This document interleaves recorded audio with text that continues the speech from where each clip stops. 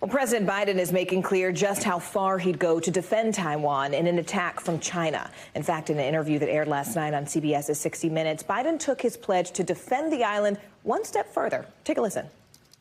To be clear, sir, U.S. forces, U.S. men and women would defend Taiwan in the event of a Chinese invasion. Yes. Definitive. NBC News Pentagon correspondent Courtney Kube joins us now from Washington. Courtney, how are the recent comments we just saw about defending Taiwan different from what we've heard the president say before? So they're actually not very different from what we heard most recently when he was in Tokyo several months ago.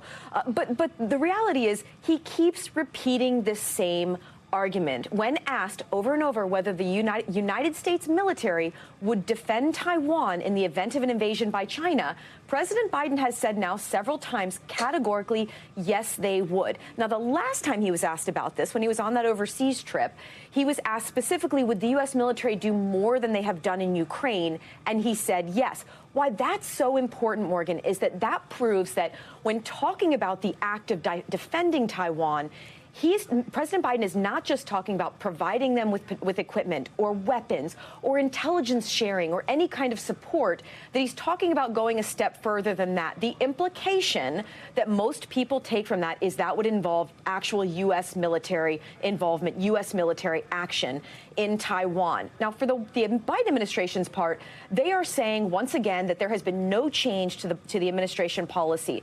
The White House has a one China policy, meaning that they recognize Beijing and not Taiwan independently, and that they don't actually advocate for Taiwan to seek their independence. But that, again, they have this idea of strategic ambiguity, meaning that if China were to invade, the U.S. would defend them. It's just not really clear how that would look. Well, every time President Biden says this, he makes it seem more and more likely that ambiguity is less ambiguous than it is certain that the military would be involved, Morgan. No, his answers were very definitive in last night's interview. NBC News Pentagon correspondent Courtney Kube for us there from Washington. Courtney, thank you.